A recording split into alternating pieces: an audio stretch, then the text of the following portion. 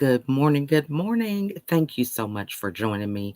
Happy Sunday. I'm running a little bit behind, but it is a beautiful day, and I want to come on just briefly to talk about loss, right? It wasn't really on my radar at first, but as I go through my calendar every once in a while with nationaltoday.com, I found out that today is the day for pregnancy and infant loss for women. And I was, I had the experience of having two miscarriages, and I definitely know that it is a very somber topic. It is one that you never really recover from. You have a lot of questions about what if, did I do something wrong? I mean, it just can go on and on like a vicious cycle that you know, being on a treadmill that you can't get off. And so I just want to send special love to any mother who has experienced such a loss. I don't think you'll ever be prepared to lose a child at any phase, whether it's the beginning or during their lifetime. It is just a void that nothing can fill. And so I want to acknowledge that and just share my story because even though I have 15 children, I've been blessed to have 13 of my own and two bonus children. You just feel like, you're not quite complete still. So I just want to acknowledge that for all the moms that are out here and say that I am sending you love. And, you just never know how your story can inspire other people. So often we smile, we move on with the business as usual. We have other things that can keep us engaged, sometimes distracted. And so, we don't talk about a lot of I want to say maybe negative, but it's just part of our journey, right? I don't go around, well, I kind of do a lot talk about how I've overcome depression because I have learned that people don't bring the topic up, right? It's kind of like a taboo. You feel awkward. There's this discomfort. If you haven't experienced depression, you don't know what to say. And you may have questions that you want to ask, but you feel like, oh, is this appropriate? And so my mission is really to normalize that.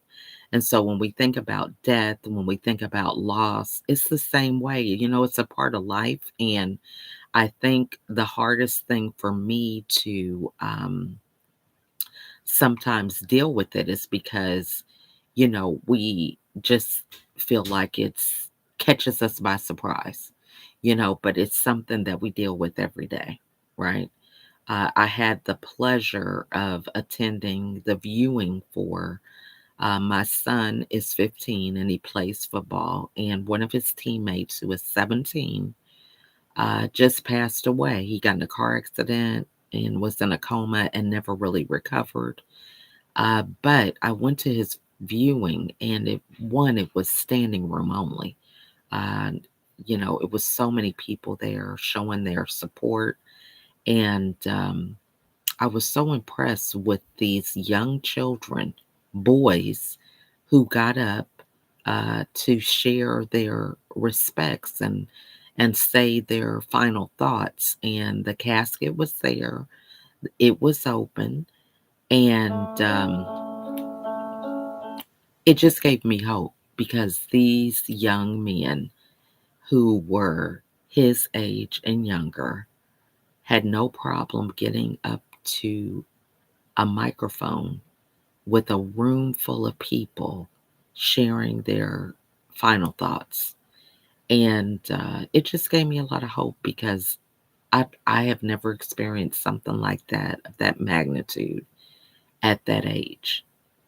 I had a friend who passed away from cancer, but we were in our 20s, which I thought was still young. But being in high school, it just was surreal, right? To be able to see how articulate they were, the stories that they shared. It was such a beautiful experience. And I just consider it an honor to have been in the room and heard the impact that this 17-year-old had in the world. And so, today I just want to remind you that if you're still here, there's still work to be done. It's never too late to make an impact in the world, to change a life, right?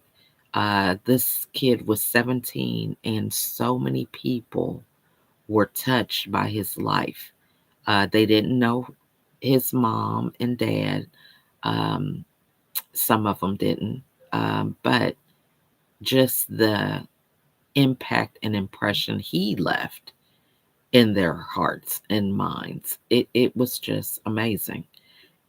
And so I just want to remind everybody, in a time that, yeah, we do talk about loss. It's a topic that does come up, but just thinking about your legacy, what is it that you want to leave in the world today? And a lot of times we just gloss over that. We don't really think about it, but it really is an important thing to consider, because it's these little steps that you take every day. It's the conversations, it's the people that you interact with, it's the time that you spend with your family. It's all these things that really make an impact.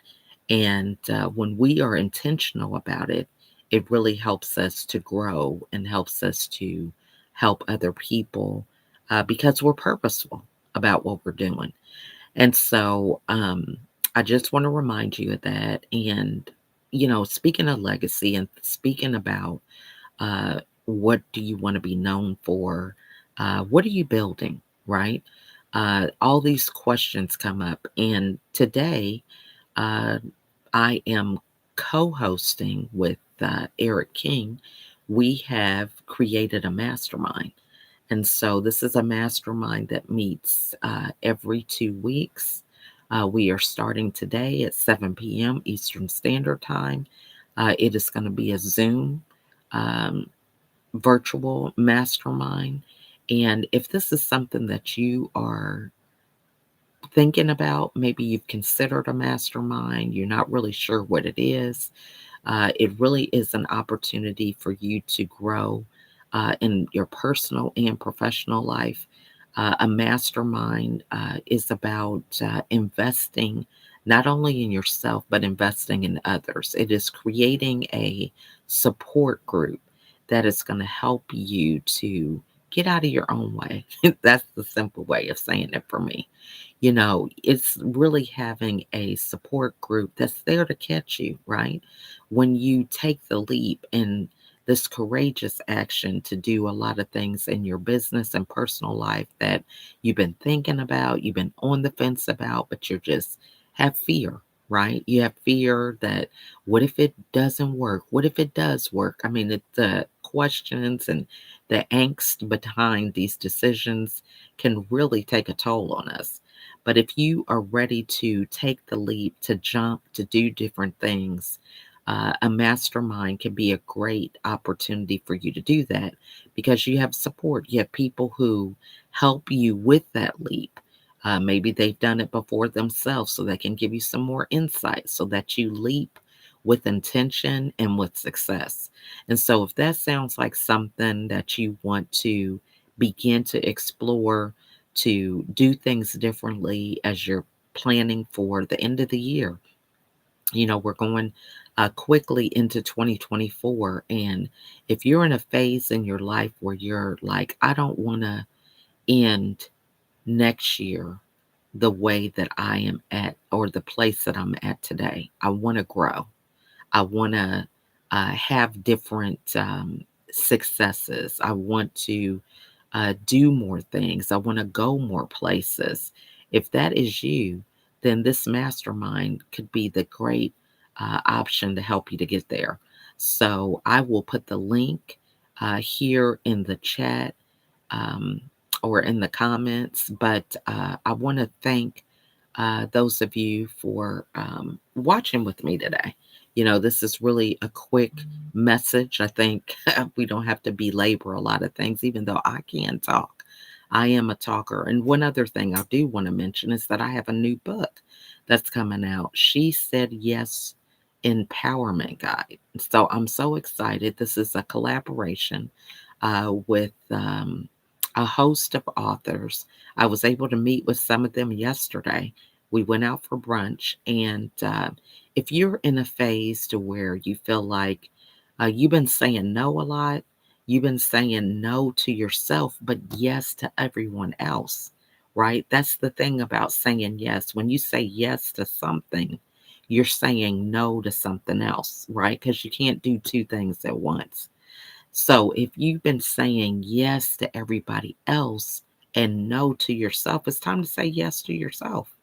It's time for you to begin to practice self love and self care and say yes to yourself. Now, this may not be for everybody. That was one of the things that really had me in this cycle of 13 years of depression because I was saying yes to everybody else but myself.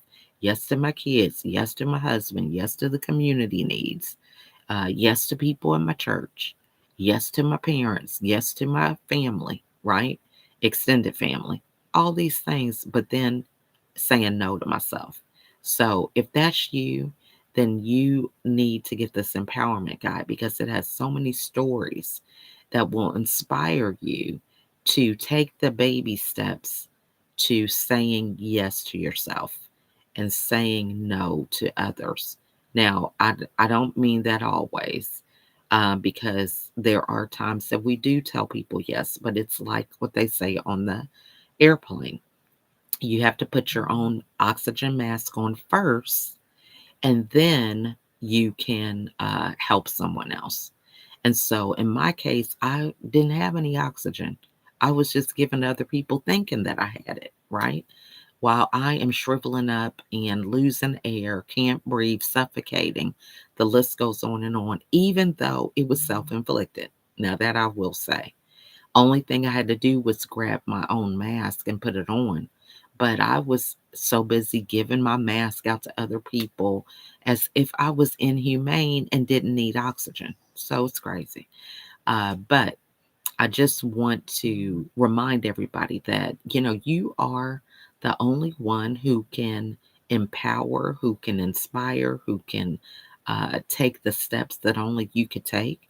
I love this expression that someone says in our club on Clubhouse. Nobody can go to the gym for you, right? So a lot of these things that we want to accomplish, they can only be accomplished by us. Now we can collaborate with other people, we can lock arms with them, but there's so many things that our success is hindered by because we're not willing to take action. We're not willing to do the part that we can do. And so I challenge you today to think about, what's stopping you from moving forward? What's stopping you from saying yes to yourself? Take action. It could be something small, where you gradually build that momentum, right? And that's what I encourage you to do. Don't start off biting off more than you can chew. Start off with something small and then gradually continue to take that upward climb to where you want to be. And so it's just like a seed. You don't plant a seed today and reap a harvest tomorrow. It's a process. And so this is how it is. Have patience and grace with yourself. It's just crazy to think that I was dealing with depression for 13 years, but it took 3 hospitalizations for me to finally wake up and start doing something different, right? And that difference was saying yes to myself, loving myself first so that I can love others. So I challenge you today to begin to say yes to yourself in small ways. And if it's something that you need support with, then reach out and join our mastermind. We would love to have you because that investment is going to be something that's going to pay forever. Investing in yourself is something that you can never go wrong in because it will pay you back over time. So, thank you guys so much for watching. Happy Sunday again. I have all these alarms that keep me straight. And that's another tip that I would give you. If you're doing something new and it's not a habit, then set an alarm, right? Remind yourself, do you need to drink water? Do you need to check your emails? Do you need to tell yourself that you are fearfully and wonderfully made, right? Do you need to give yourself an affirmation? These are things that you can set an alarm for on your phone and it can remind you. So, starting off those baby steps, understanding that you may not remember, right? You can be distracted with old patterns and routines, but you can break that pattern and routine by simply setting an alarm. So, thank you guys so much for watching. Have a wonderful day, and I look forward to seeing you next week. Bye for now.